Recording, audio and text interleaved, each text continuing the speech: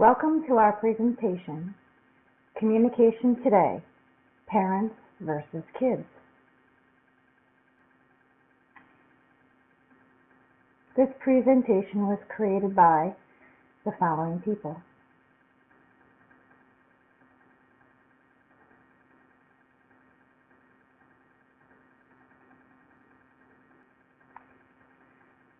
What can parents and children do to improve communication?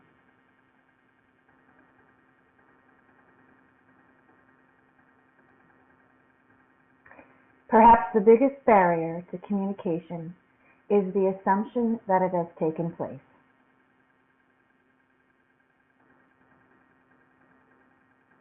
Communication is essential in our everyday life.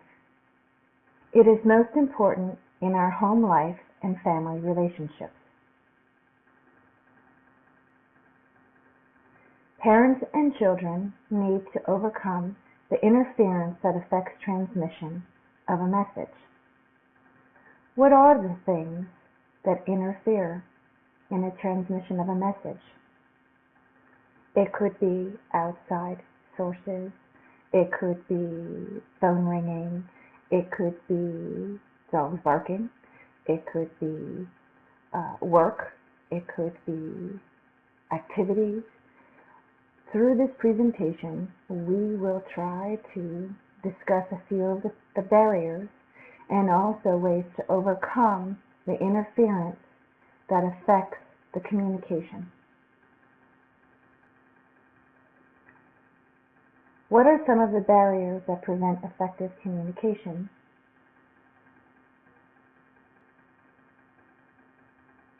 There are many different barriers that could affect communication.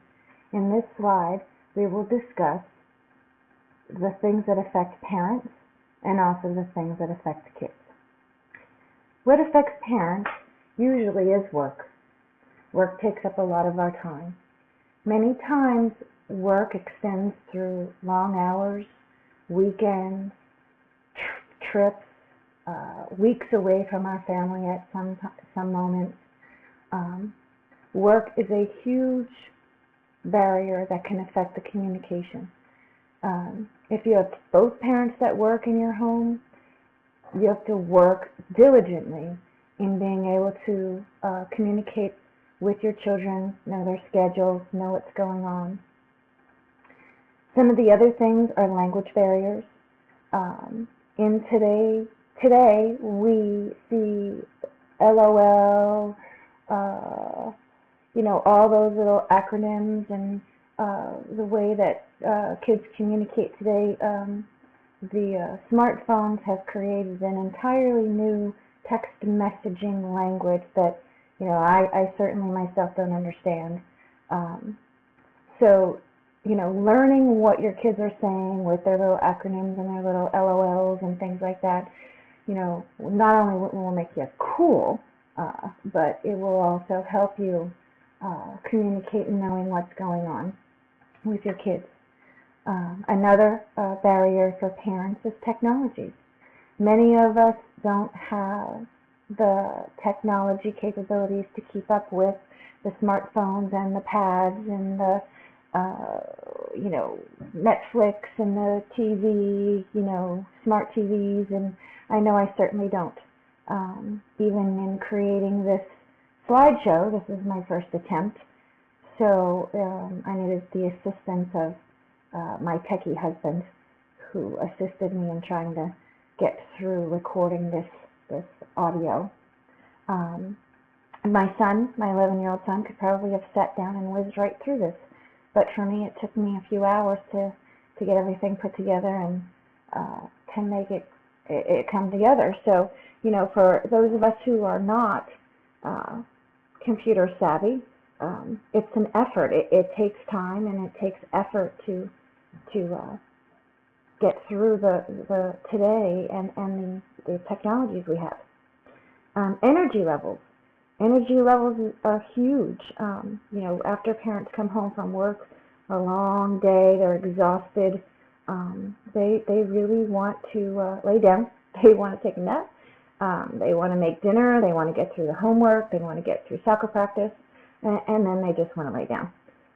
But it really takes an effort to make that time to sit down with your kids, find out how their day was, um, and have that open communication.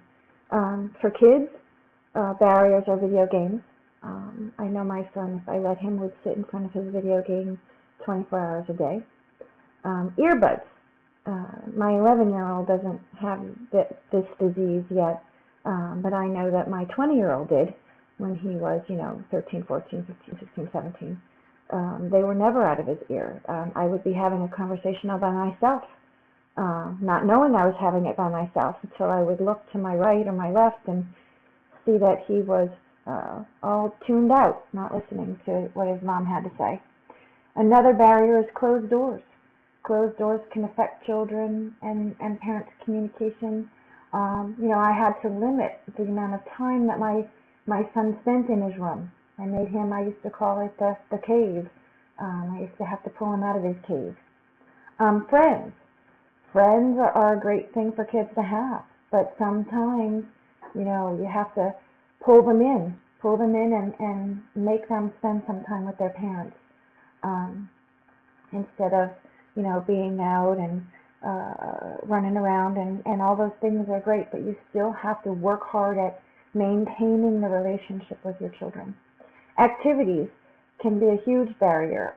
Activities are great. I think they're awesome. My son is in many, both of my children have been in multiple activities, but limiting activities is a good thing.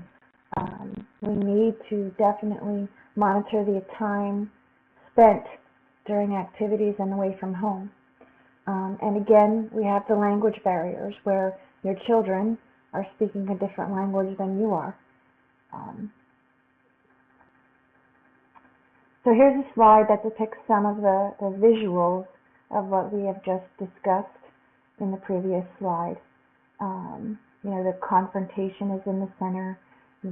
Below that we have the children walking, talking on their phones with their earbuds in. Off to the right, we have a mom holding her child trying to work. Again, we have the headphones.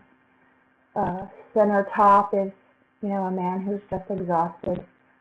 Off to the left, we have the cell phones, the computer, the email, and then we have the two boys that are playing their video games. And these are some of the barriers that we have to overcome. What can parents and kids do to overcome barriers in communication? Well, parents can learn to text. I know many of my friends don't know how to text, and can be a huge, huge barrier, even for parents to communicate with parents. If you have someone who doesn't know how to text or doesn't have texting, and you're, texting a communication chain, or multiple people at the same time, that person could get left out very easily. The next one we have listed here is use electronic calendars. I know we utilize this practice in my home. We all have our Google Calendars linked. So the hardest part is to actually use it. But once you get disciplined enough to use your calendar, it's great because you do that entry and then everyone can see, no, don't make plans on Saturday, mom has, this going on, or dad has this going on, or the kids have a soccer game. The next thing is to use social media. This is a great tool. I mean, even now that my child has grown up and moved out of the house,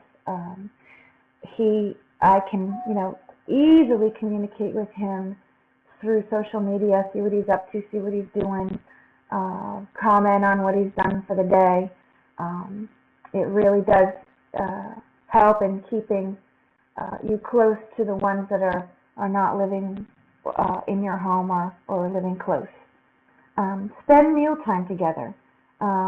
Make it a point that you maybe not every day have the opportunity to sit down, but once or twice a week, 3 times a week, make it a point that everybody sits down for their mealtime and enjoys conversation, finds out what each other's doing.